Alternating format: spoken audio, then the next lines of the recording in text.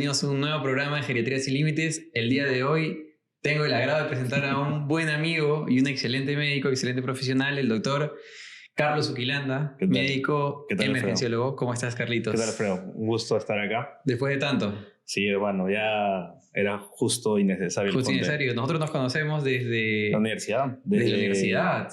¿Segundo año, tercer año puede ser? Claro, que hacíamos por apellidos. Claro, estuvo Carlos Uquilanda, siempre estábamos juntos. Sí.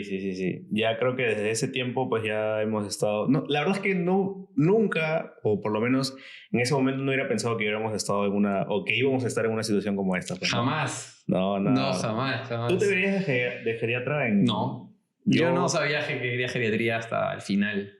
Así, pucha, mira, a mí me sucedió algo similar, pero con emergencia. Para esto, yo soy emergenciólogo, para los que no me conocen. Es una especialidad bastante amplia, por decirlo así, en la que tienes que, creo que, saber un poquito de cada cosa para poder dar un buen manejo. Un buen manejo, ¿no? Un manejo acertado. ¿Dónde hiciste la especialidad? La hice acá en Salud, la hice, en el Hospital Almenara. Y la verdad es que una buena experiencia. Y obviamente yo también he tenido algunos roces en otros centros de salud de MINSA mismo, ¿no? En donde ves distintos grupos etarios, distintas casuísticas, ¿no? Unas más en un lado y otras en otro, pues, ¿no? Claro. Es como que lo que te comentaba más temprano, el hecho de, no sé, pues de los pacientes politraumatizados, que vas a ver más en un hospital MINSA, mientras que de repente pacientes con enfermedades mucho más crónicas, en un hospital de salud, pues, ¿no? Por decirlo de esa forma. Y ya, pero cada causa tiene lo suyo, ¿no? Pregunta, lo bonito. ¿Por qué elegiste emergencia? Mira, yo te digo, yo creo que no estuvo nunca emergencia entre mis opciones por un tema de manejo de estrés, creo. Ya. Ese es uno. Y dos, por un tema de horarios. Mira, pucha, eso... ¿Cómo así decidiste? Yo lo tenía pensado... Obviamente eso fue lo que pensaba antes. Ya. No lo pienso ahora, porque ahora hago guardias también. Claro. Pero me refiero, o sea, eso yo lo pensaba antes, ¿no? Fue como, ¿por qué no? Dije, ok. Pero ¿por qué quisiste ser emergenciólogo? Porque, mira, justo es una de las preguntas que en algún momento me han hecho y la respuesta es la siguiente. Yo cuando estaba siendo internado, pero esto así como tú, de repente, entre mi último año y antes de entrar al Serums, fue en el momento en que me decidí que quería hacer emergencias. Entonces, para esto mi viejo también es médico, pero mi viejo es pediatra. Y él en algún momento me había dicho, oye, la emergencia es bien bonita, es chévere, no sé, es lo que te guste. No sentí como que quisiera influir en lo que yo iba a hacer después, ¿no? Pero de alguna otra manera eso siempre me dejó como una espinilla ahí. Entonces el tema es que cuando yo estaba internado, en una de las guardias que tuvimos en medicina, me acuerdo que estaba con un amigo, José, con Teddy. De repente creo que ya estaba por acá en esta haciendo. Claro. Y ya, entonces estábamos en la guardia de medicina, pues, ¿no? Y era para acabar la guardia nocturna. O sea, ya íbamos a entregar el turno a las 7 de la mañana. El tema es de que plan de 6:30 nos llega una señora, ya, a la emergencia obviamente, nos llega una señora y decía que tenía palpitaciones, ¿no? Palpitaciones. Y yo dije, ¿qué hacemos, no? Entonces, solo vinimos a tomarle un EKG. En el EKG, cuando vimos en ese momento, por la desesperación, por cómo se veía la señora y todo eso, yo supe que en el EKG estaba mal. O sea, en ese momento te puedo decir que la señora tenía un TPCB. Ya. Pero es porque ahora ya lo sé. Claro. Porque ya he recibido entrenamiento. Pero en ese momento tú dijiste, esto no es normal, no sé qué es, pero no es normal. No es normal, hermano. No es normal. ¿Qué hacemos? Y justo estaba pasando por ahí el R1 de emergencias del lugar y le dije, doctor, tengo este paciente, tiene palpitaciones y tiene este EKG. Y el pata es como que agarró y lo vio, uy, hermano, tienes que traerle al shock trauma, vamos. Le llevamos al shock trauma a la señora y para esto, déjame decirte, y no es por rajar de nadie, pero no había ningún asistente, ¿ya? Y solo estaba el residente, el R1, hermano, el R1. Obviamente con la enfermera y personal técnico. El tema es de que él empezó a comandar a su gente, ya pónganle la vía, alístate tanto de adenosina, hay que poner el monitor, ten el EKG al costado y ten tu desfibrilador. Entonces a mí me dejó a un lado para que yo observara lo que estaba haciendo él y al rato cuando él ya había comandado todo y ya estaban por ponerle la dosis de adenosina, ya se apareció el asistente obviamente para supervisar lo que él estaba haciendo. Entonces agarró, le puso la adenosina, le levantó en el brazo y lo único que vi fue pues cómo es que cambió el monitor. Inmediatamente. Claro, de lo que estaba en 190 así, hubo una parada pues de medio segundo, pues, ¿no? Claro. Una sistolia. Yo estaba asustadísimo, ¿no? Sí. Porque él me había dicho, puede que haga paro, así que tienes que estar listo con el desfibrilador o tus guantes para poder hacer RCP. El tema es que hizo asistolia por como que medio segundo y de pronto ya empezó nuevamente a ritmo sinusal. Entonces esa experiencia como que me dejó... ¿Te marcó? Sí, hermano. Me marcó, Dijiste, dejó... esto es lo que quiero hacer yo, comandar y... Yo quería ser como ese pata, como ese R1. Porque dije, yo quiero estar en la capacidad de resolver sin la necesidad de nadie. Entonces eso siempre estuvo rondando en mi cabeza, Hasta ese momento yo había querido tener alguna especialidad quirúrgica, ¿ya? Yo me acuerdo que preparaba a todos los pacientes, les pedía cuando roté en cirugía, ¿no? Quería meterme a todas las cirugías y todo eso. Pero en ese momento es como que algo cambió el Otso, pues, ¿no? Y me gustó la emergencia. Después me fui al Serums, una experiencia bonita, ¿no? El hecho mismo de que, por decir, todo lo que aprendí en el internado, pues me sirvió y te da pues cierta experiencia, cierto trayecto para que en el momento en que cuando ya tú regresas, decidas qué hacer, pues, ¿no? Y después de eso, cuando postulé a emergencias y eso es lo que soy ahora. Ahora, qué experiencia, cómo nos va marcando las experiencias que tenemos, ¿no? Sí, a veces no pensamos en algo y nos pasa ahí algo fuerte en algún momento inesperado y nos marca y decidimos tomar ese rumbo. Sí, es como que creo que cada persona tiene un momento o alguna situación que determina qué es lo que vayas a hacer después, ¿no? Pero creo que eso es lo bonito de emergencia, que están en la capacidad de resolver un problema agudo que tenga un paciente. Sí, claro. Problema agudo potencialmente mortal. Sí. Y eso es algo que pues muy pocas especialidades lo hacen, ¿no? Sí. Ahora, no es lo mismo que el de UCI, ¿no? Porque el de UCI el paciente normalmente ya está hospitalizado, ya tiene un diagnóstico, ya tiene un tratamiento, ya sabes qué antecedentes tiene. El de UCI ya lo ve pues un poco más estable. Yo creo que... No, puede ser también que el UCI vaya a ver el paciente estable, claro, y lo hace, ¿no? Pero no como que el paciente llegue a shock trauma y no sepas absolutamente nada del paciente. Bueno, eso, claro, eso es, por decirlo así, el núcleo de lo que sería la emergencia, ¿no? O sea, tú sabes que en cada guardia siempre va a ser distinto. Claro. No es lo mismo que por decir pasar visita en un piso de cardio, de medicina, de medicina. Sabes más o menos cuál es tu casuística, qué es lo que te va a venir y tienes que seguir un plan, ¿no? Pero la emergencia siempre es muy dinámico. Entonces, el hecho de ser muy dinámico, pues sabes que hoy día no va a ser lo mismo que mañana, ni que pasado, ni incluso en la misma guardia todo puede fluctuar, ¿no? El hecho mismo de que, no sé, pues te pueda venir, haya un accidente masivo, ¿no? Hasta un desastre natural, ¿no? Entonces, te imaginas cómo habrán reaccionado la gente, no sé, pues ponte como ejemplo, ¿no? En el terremoto del 2007, ¿no? Cómo fue la atención en esos hospitales no sé, pues que estaban en la zona donde ocurrió el desastre, ¿no? Que en este caso sería pues la parte sur, en Pisco, en Ica, ¿no? Entonces, cada situación es muy distinta, ¿no?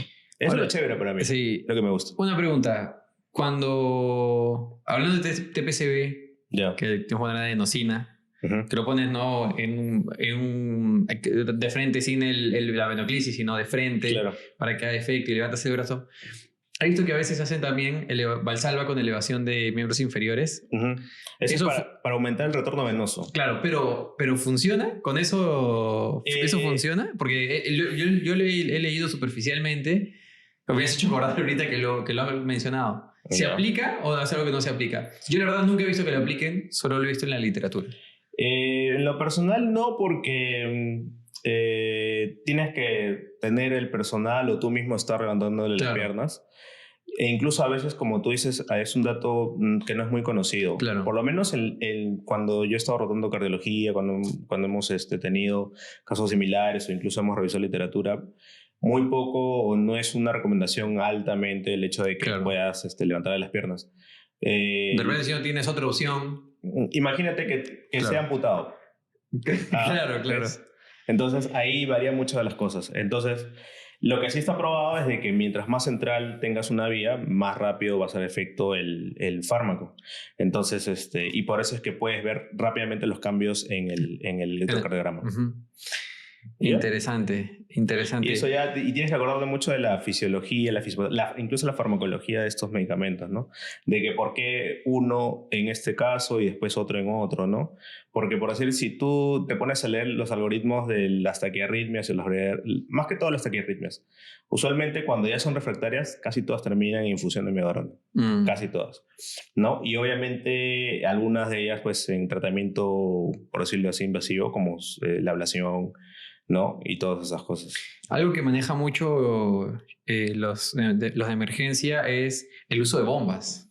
Bombas. Ahora, se son muchas cosas, ¿no? Entre otras cosas, claro. Algo que no maneja tanto de repente medicina, ¿no? Es el uso de bombas. Que usan bastantes bombas, entre otras cosas. Te quería preguntarte una en específico. Vale. Bomba de furosemida, por ejemplo, en pacientes renales. Ya. No, a veces dice, ponle bomba de furosemida a ver si le damos chance antes de que llegue a diálisis.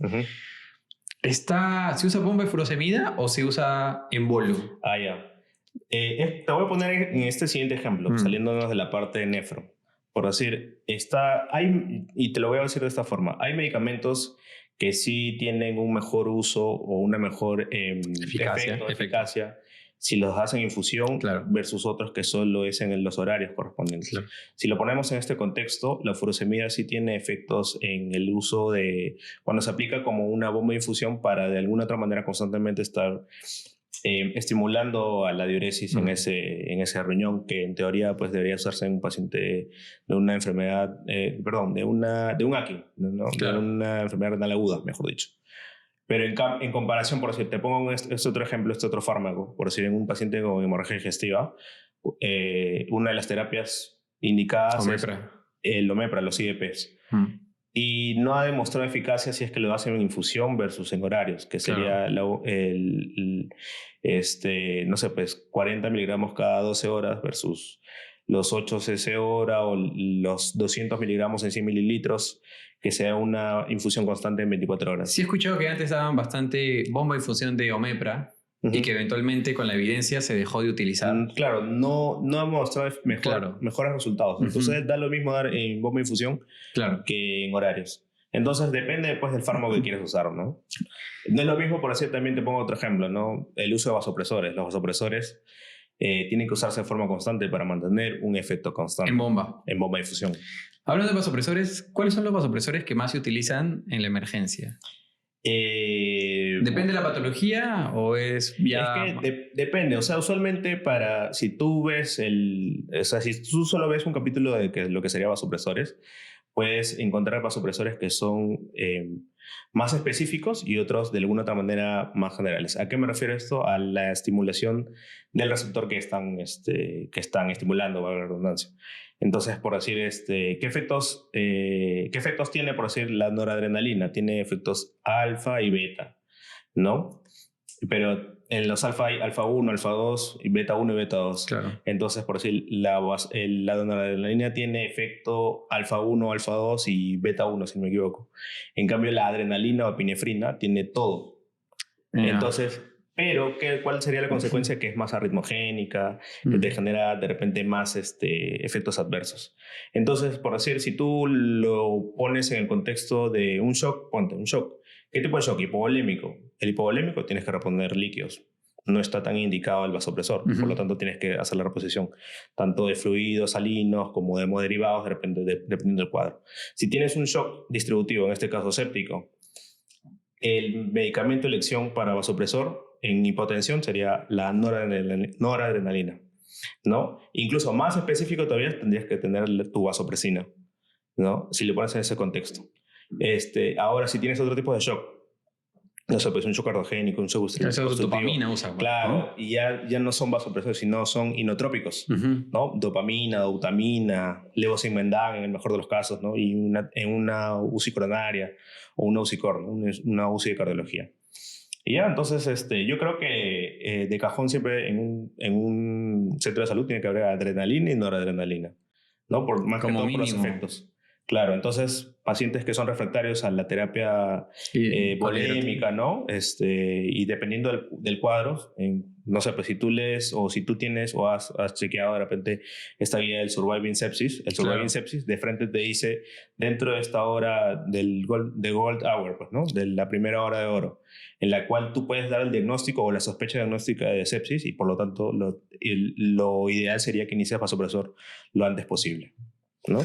Ahora, claro, en la hora dorada tienes que hacer toma de cultivos, todo, claro, ¿no? Claro, El inicio antibiótico, antibiótica, todo, y iniciar vasopresores claro. antes. No esperar 5 o 6 horas claro, con el paciente chocado. No, hay que reevaluarlo, no responde al tratamiento con los fluidos, no responde al tratamiento, no responde a la primera hora, listo. Exactamente. Inicias. Claro, porque después de repente no se dicen o se pensaba de forma errónea.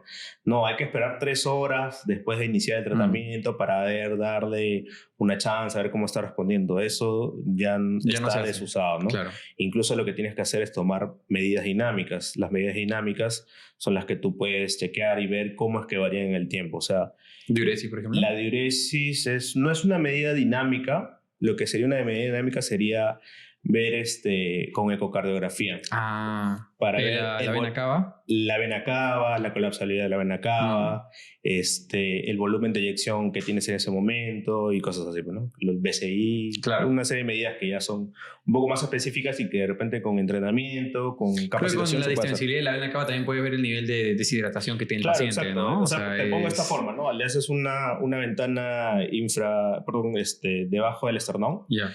Y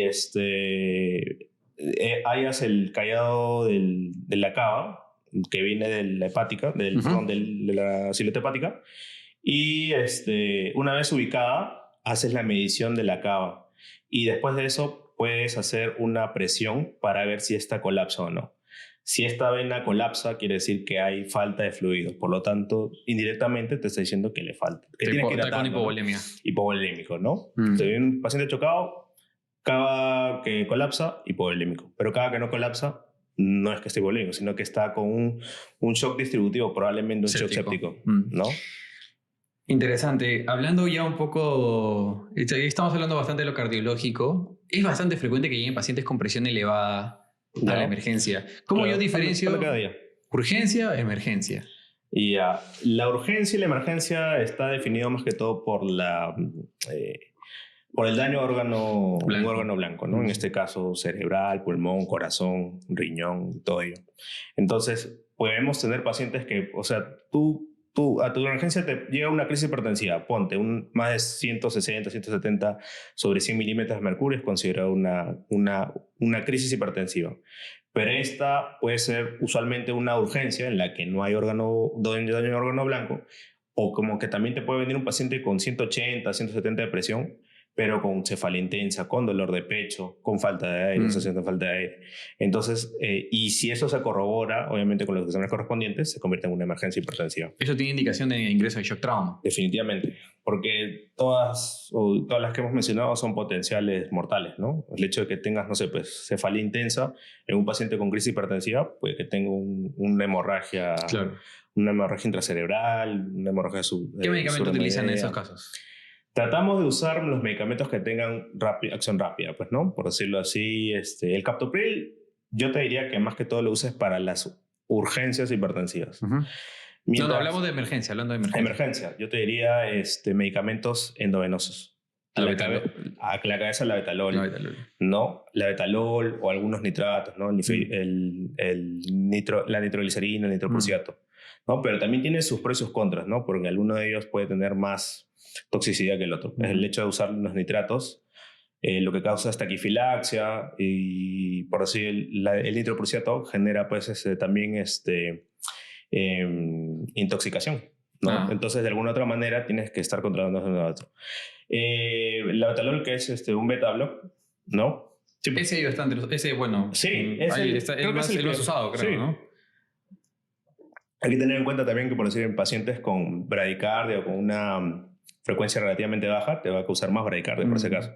Entonces, también tienes que ver tus pros y tus contras. Imagínate que venga un paciente, no sé, pues, con una frecuencia en 58 o 50. Si tú le das la betalol, su frecuencia va a bajar más y le puedes causar hasta un síndrome de bajo gasto, de alguna otra manera, de forma indirecta. Claro.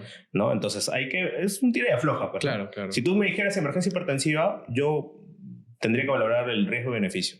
Prefiero darle algún medicamento que pueda controlarme y ayudar mucho más rápido. En este caso sería el Labetalol, la nitroglicerina, ¿no?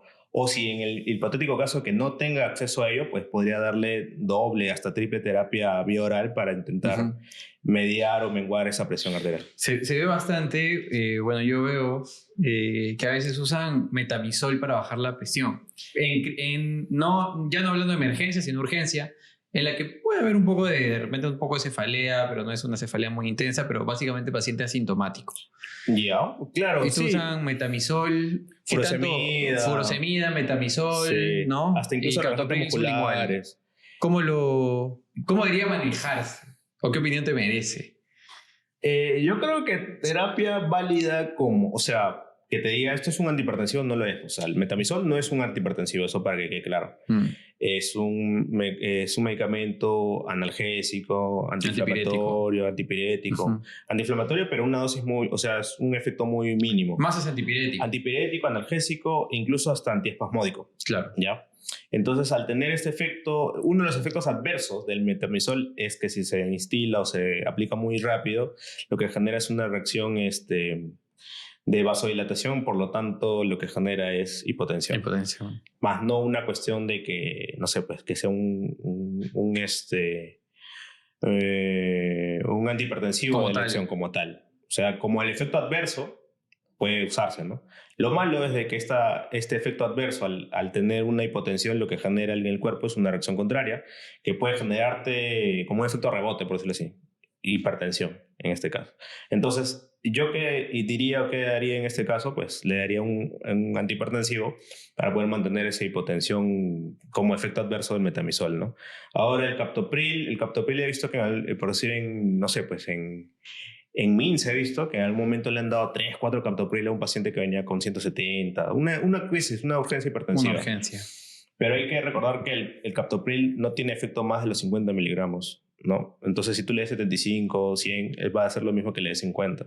Entonces, por eso es que usualmente las dosis máximas que le dan del captopril como antihipertensivo de acción rápida es entre 25 a 50, ¿no? Ahora,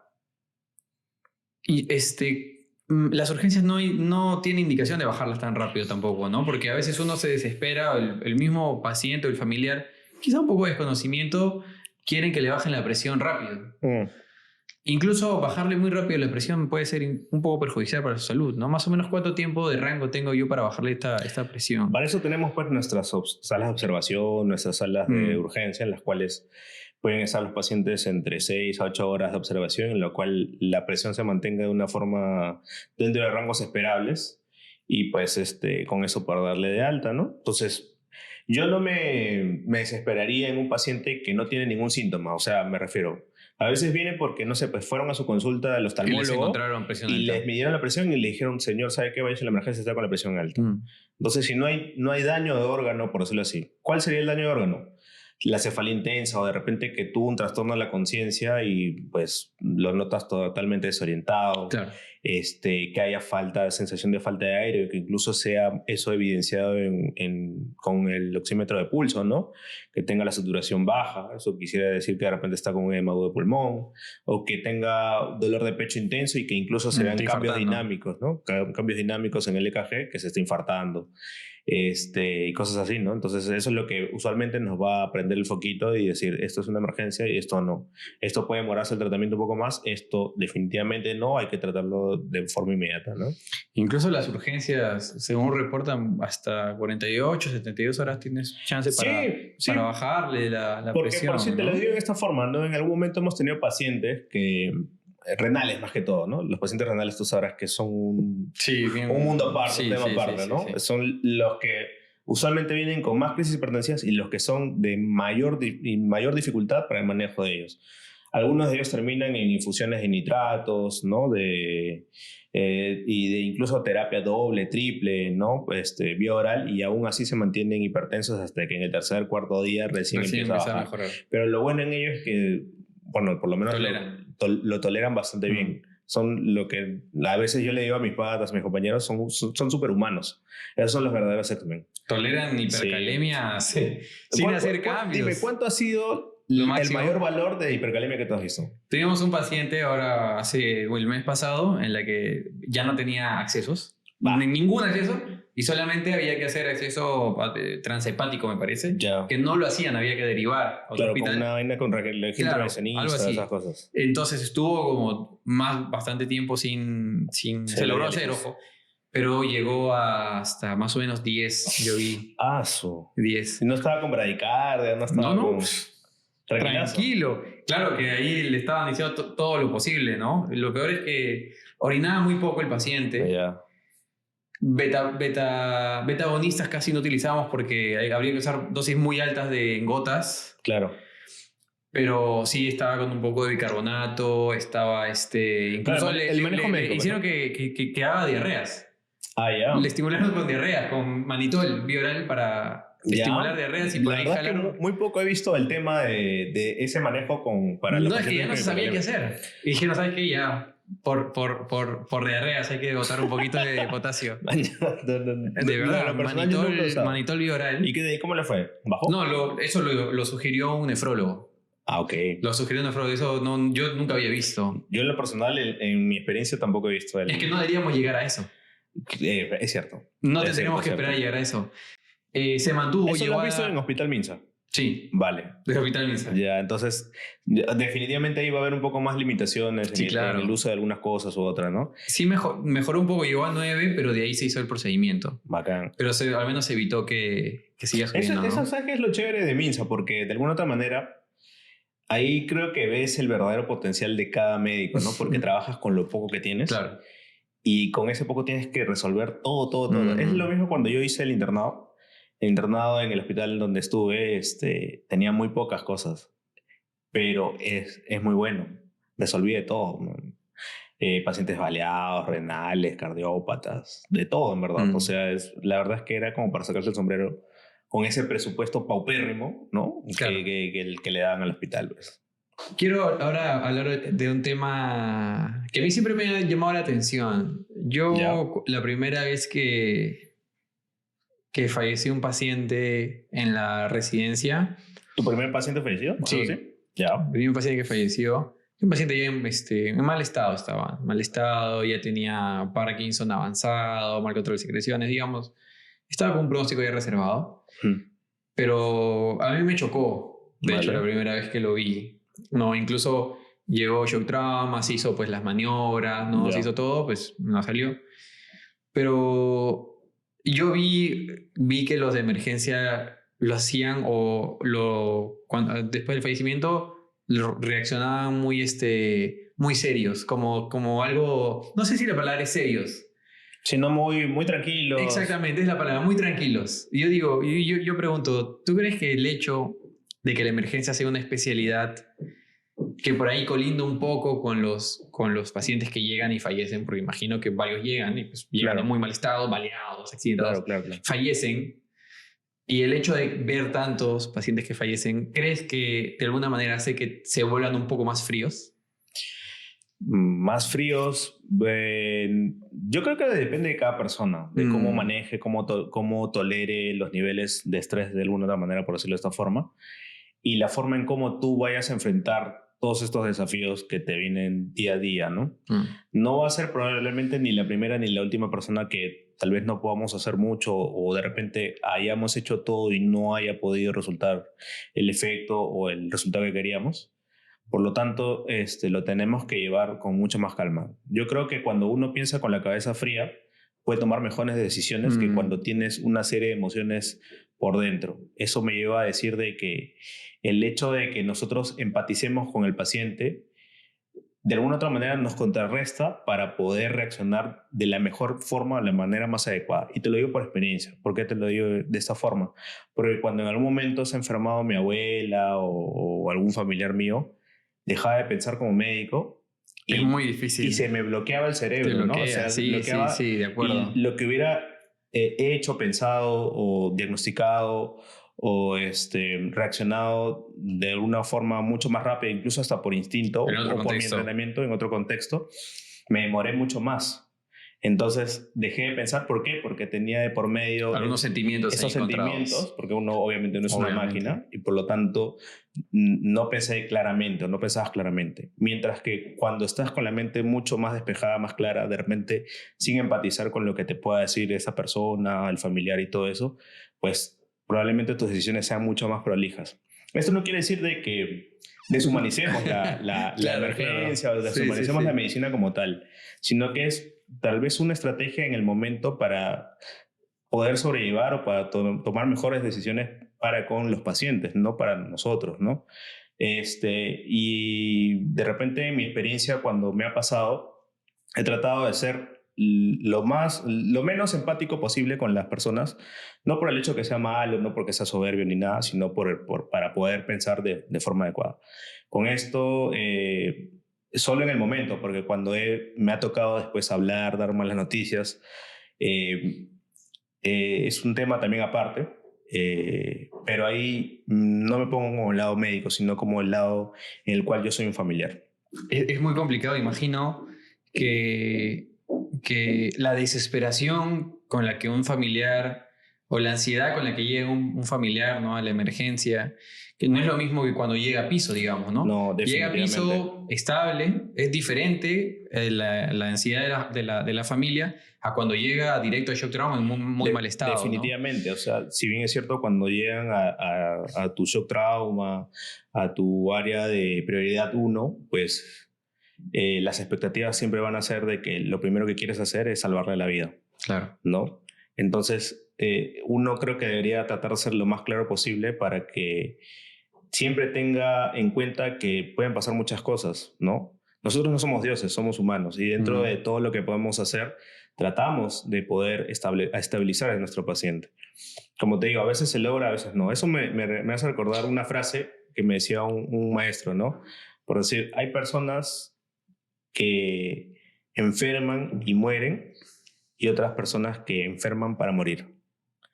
Entonces, tú como emergenciólogo, tú tienes que enfocarte en esas personas que de repente enferman y que son potenciales que puedan fallecer. Mientras que de repente tú puede que los veas de una forma mucho más común, de alguna otra manera, los pacientes geriátricos, ¿no? Hay unos que lamentablemente por sus cuestiones crónicas se enferman y van a fallecer, pues, ¿no? Porque enferman, por decirlo así, para morir tranquilos, ¿no? Entonces, como te decía, para manejar este tipo de cosas, yo no me he deshumanizado, es lo que yo creo. Trato de ser empático en una proporción mínima, básica, cuando estoy trabajando con el paciente. Si el resultado fue óptimo o fue positivo, igual se les dan las buenas noticias. Pero si lamentablemente fue todo lo contrario, trato de empatizar un poco más con la familia, porque es lo que me gustaría que hagan conmigo, ¿no? Claro. O sea, yo me pongo el pellejo de ellos y digo, mi familiar está mal, mi familiar de repente no está respondiendo o lamentablemente no respondió. Yo también soy humano, entonces yo creo que va a depender de cada persona. Es lo que yo hago, por lo menos.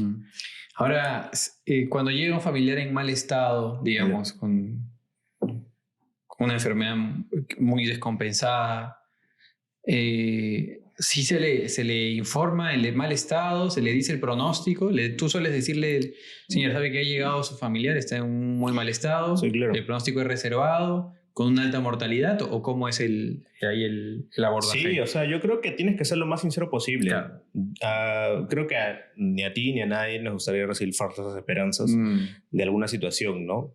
Yo preferiría que, por lo menos conmigo, o sea, es aplicar lo que quieres que hagan contigo, lo que quisieras que hagan contigo. A mí me gustaría que sean claros en lo que respecta a mi persona, en lo que respecta a mi familia y todo ello. Lo mismo hago con ellos. Trato de ser claro, conciso y que no se vayan con dudas, porque a veces la duda también genera, no sé, pues, malos entendidos y los malos entendidos generan disconfort y rompen ese lazo de médico-paciente, médico-familiar que se puede realizar en ese momento, ¿no? Yo creo que es muy importante mantener ese lazo y mientras todo sea en un buen entendimiento, o sea, las cosas claras, que se han hecho las cosas necesarias posibles, yo creo que no va a haber ningún problema y los familiares a veces les cuesta un poco entender, pero al final se logra hacer siempre y cuando se ha hecho de una manera, creo, correcta. Y creo que Eso no te lo enseña en la universidad, en ningún curso, enseñan, nada, no te lo enseñan. Eso lo aprendes en eso lo aprendes con tu propia experiencia, sí. Creo que una buena relación médico-paciente, en este caso comunicación, claro. podría evitar incluso muchas denuncias, porque al familiar no se le avisó, no se le indicó, no me dijeron nada, ¿no? Entonces, si hay una buena comunicación y le avisas, ¿no? los posibles desenlaces o los posibles efectos adversos de alguna terapia que estés llevando, claro, el familiar pues, va a estar un poco más enterado, entendido. Claro, ¿no? Claro, uno ¿qué quisiera, ¿no? Quisiera que se haga todo por su familia, ¿no? Que se le dé hasta la última chance, hasta donde sea posible, ¿no? Dentro de las posibilidades. Del abanico de situaciones que pueden haber, que pueden depender de uno, pueden depender de la institución, del lugar donde trabajas, etcétera, ¿no? Entonces, si una persona o un familiar ve, ¿no? Que su familiar está recibiendo todo y a pesar de ello puede que no tengan un buen desenlace, pues te vas tranquilo porque sabes que se ha hecho de todo para poder sobrellevar todo ello, ¿no? Entonces, en mi experiencia, ¿no? En mi experiencia yo creo que hay que manejar cierto grado de empatía, pero a la vez que no es que no te contamine, sino que no influye en ti para las decisiones como médico.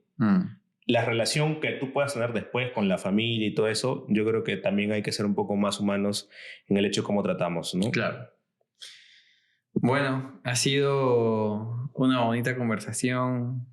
Doctor Carlos Zuquilanda. Emergenciólogo, hermano. Así es que, nada, la verdad es que gracias por la invitación. Siempre encantado de conversar con este tipo de cosas con colegas, con amigos, con la familia y todo eso. Y sobre todo que son temas muy amplios, podríamos quedarnos acá. Mira, yo te diría, pues, ¿no? Incluso podríamos hablar de por qué considero, ¿no? Necesario que de repente se enseñe RCP en los colegios, en las universidades, como una cuestión básica, ¿no? Después, el hecho de manejar algunos primeros auxilios, de repente, ¿qué hacer? De repente te cortas, por lo menos a la gente debería enseñársele que haciendo presión, ¿no? Poniendo bastantes gasas y haciendo presión, con eso puedes acudir a un centro de salud. No echando alcohol de repente. Exactamente. Sí, que la gente lo hace a veces. Sí, he visto de todo, en verdad. Podemos conversar, Giancarlo, coordinaremos una nueva fecha para el doctor Carlos Zuquilanda. Encantado, hermano. ¿Cómo te ven las redes? Bueno, ahorita estamos con un proyecto con unos amigos, ¿no? También hablando de estos temas. Un poco más, no tan... creo que queremos armar una relación horizontal con la gente que nos pueda ver, ¿no? A mí me pueden encontrar como @doc.csr en Instagram, ¿no? Ahí pueden seguir nuestras redes. También estamos colgando contenido. Así que encantado de... Nos volveremos a ver entonces próximamente. Verte. Gracias por la invitación, te vuelvo a repetir. Y nada, éxitos en este proyecto que estás armando. Gracias. Chao.